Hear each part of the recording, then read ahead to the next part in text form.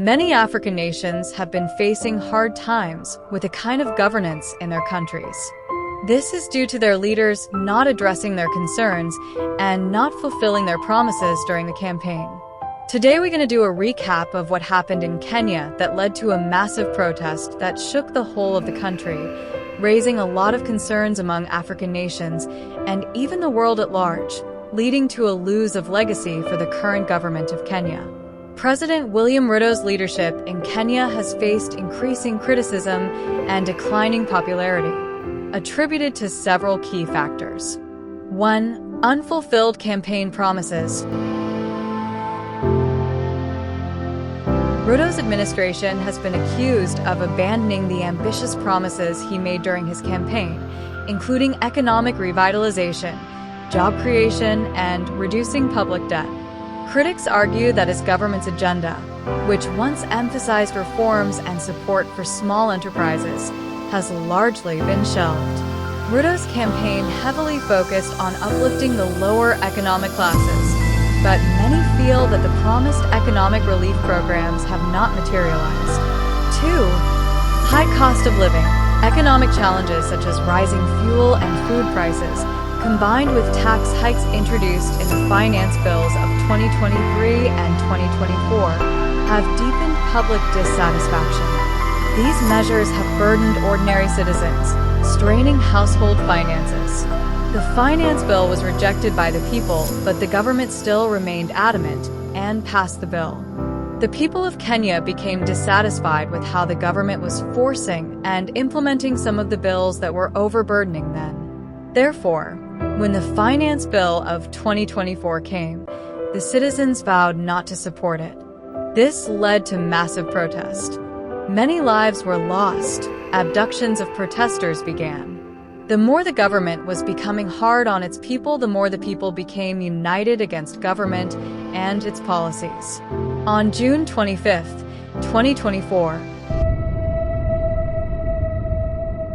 a significant protest led by Generation Z in Kenya culminated in the storming of the Parliament building in Nairobi. This protest was part of a larger movement against the controversial Finance Bill 2024. The demonstrators managed to overpower the police and set parts of the parliamentary compound on fire. The event marked a turning point in civil demonstrations in Kenya, showcasing the determination and activism of the younger generation. Before we proceed to some of the factors in which the government of Kenya has failed its people, please hit that subscribe button so as to never miss getting informed of what's happening globally. Do not forget to like. 3. Governance concerns. Allegations of constitutional violations, including the deployment of Kenyan police officers to Haiti without proper legislative approval, have sparked public and political backlash. Opposition leaders have labeled these actions as unconstitutional and grounds for impeachment. However, the government of Kenya has ensured that the police are taken to Haiti. 4. Perceived mismanagement and extravagance. Criticism has been directed at the administration for alleged wasteful spending, such as costly international trips, which some view as inconsistent with the president's promises of financial prudence. Some of the cabinet secretaries in Ruto's government have been seen flaunting their lavish lifestyle, while many citizens suffering and striving to survive with the tough economic situations. Some believe the money flaunted are public money acquired illegitimately. 5. Disconnection from the public. Observers argue that Ruto has not effectively communicated with or addressed the concerns of the Kenyan populace. This perceived disconnect has exacerbated frustrations and widened the gap between the government and its citizens. These issues have led to calls for accountability, including suggestions of impeachment from the opposition.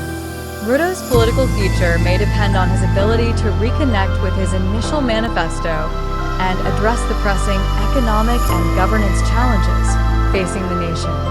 Will all these lead to President Ruto not getting a second term in the 2027 general election? I know many are curious to see what will transpire after all that has happened. Will Ruto gain his reputation before 2027?